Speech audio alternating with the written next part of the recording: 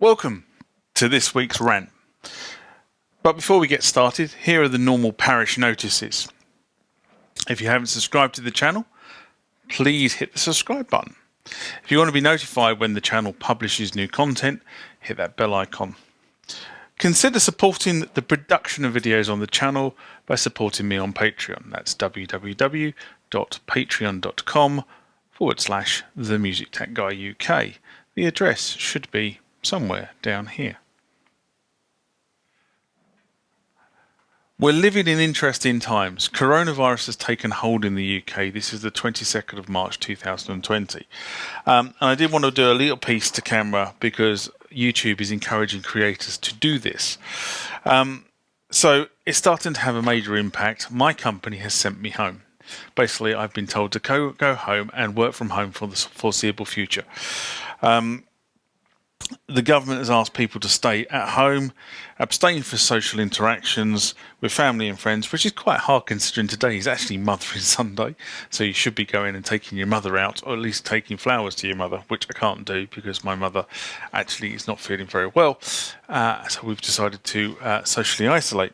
So my message to you guys, fellow YouTubers out there that follow this channel, is stay home, stay safe. Use the phone or video call to keep in touch with friends and relatives. And remember, wash those hands while singing happy birthday. And now on to the main part of the video. So welcome to the rant. The rant is entitled "Are Online Editors Safe?" And you probably will ask why, and I'll come to that in a minute. But for years, there have been developers out there that have been writing small programs, large programs to help us musicians edit or use utilities on our synthesizers. One of my favorites I use all the time is something called PCG Tools, which is an editor for the core range of workstations, specifically my Kronos. I use that for a hell of a lot. But there have been developers out there have found niches in the market, and they have put programs and utilities into the market space to try and fulfill these needs. And typically what you would do with this is you'd sort of download the executable to your machine, Mac, Windows machine, whatever it happened to be. You'd execute it and it might install something, or it might run as a self-contained program. And assuming it was well written, the editor or utility would fire up and away you went. If it wasn't particularly well written, and many of them weren't, because they were written by amateur coders who really didn't understand quite how the machine needed to run the code, and therefore took all kinds of hacks and shortcuts, at which point you'd be sitting there going, how the hell do I install this thing? You have to install it under funny accounts. You may be looking at really convoluted installation methods. You may have had to install files that weren't listed in any of the manifests because they are required to make the executable work.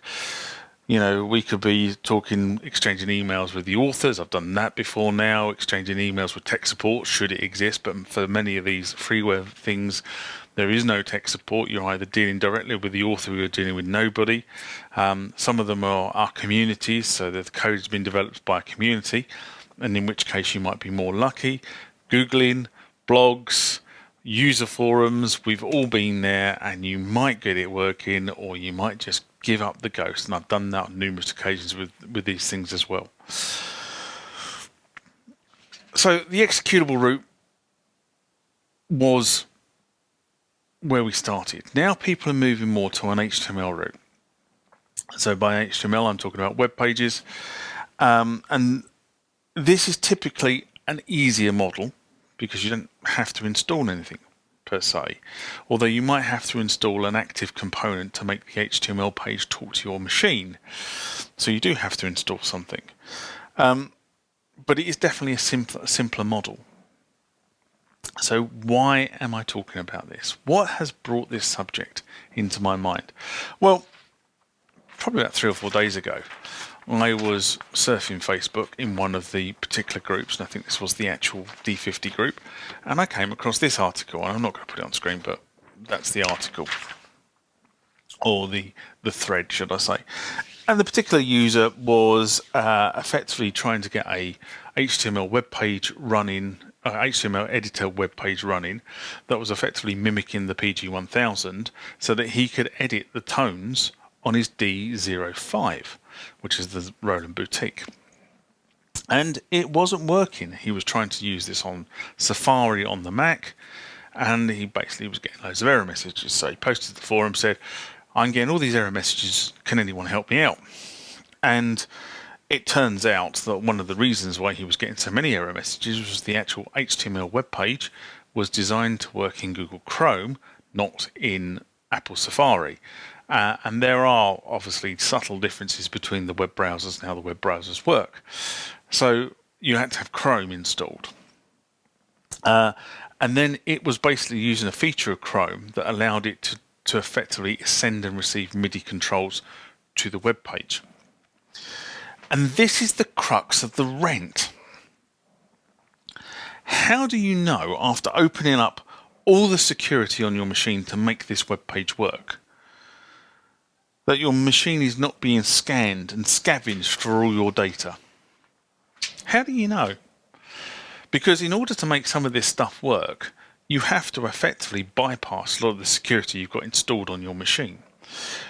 And the reason I say that is because of this. When you downloaded and installed an executable from a developer, there was always a risk. There's always been a risk by installing software from God knows who.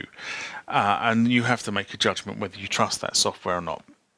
However, with a good antivirus package on your machine, hopefully any malicious stuff that was going on, so worms and all that sort of stuff, will be picked up by the antivirus when you try to install the executable or you try to run the executable.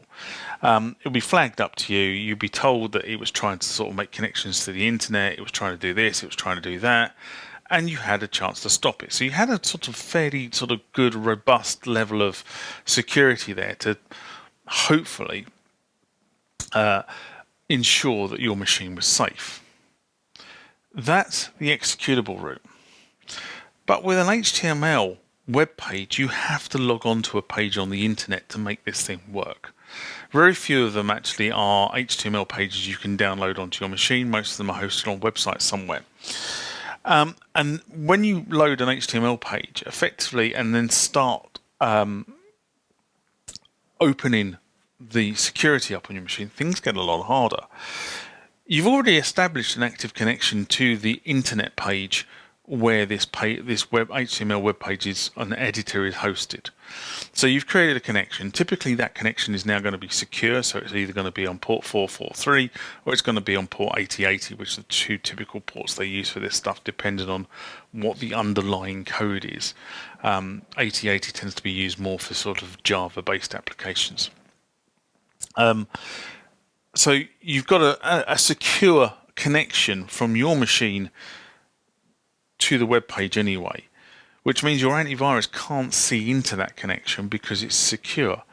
You know, that's the whole idea of public key encryption, is that once you create the connection from the web page from your machine to wherever the host is, it's a secure encrypted connection.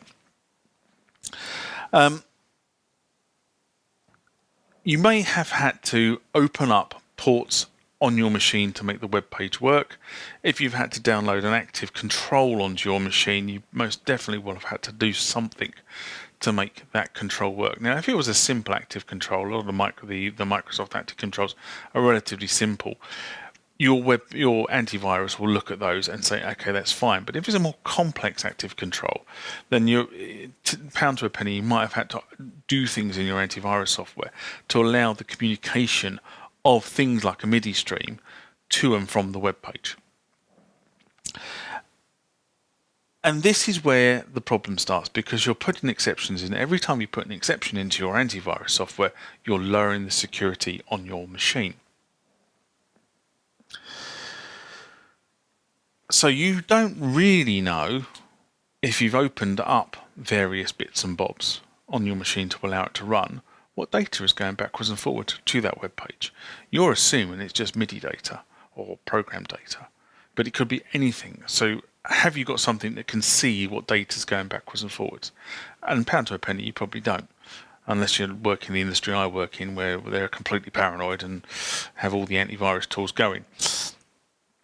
But how do you know what data is being moved backwards and forwards? So you're going to say, what's the difference between the web page and the executable? With the executable, you can isolate the machine.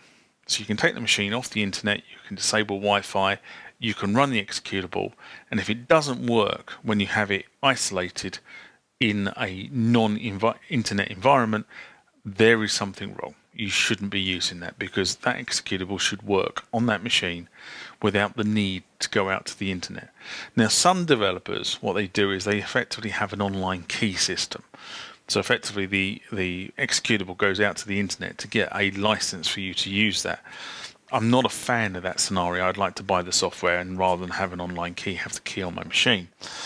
But some people do that. With many editors, particularly the poorly coded ones, you will have to bypass a lot of security to make the editor or utility work. And that's kind of where the HTML stuff comes in, because you're going to have to bypass quite a lot of stuff. And it has to be connected to the internet, and it has to be online for it to work properly. You can't operate most of these things in a standalone mode. Personally, while I think HTML editors are great, I really do think they're great, especially if you can download them so they're on your machine. They run effectively in a local context. I'd only use them from a machine if I was going to go down that route that was dedicated to my music production. It didn't have any personal data on it.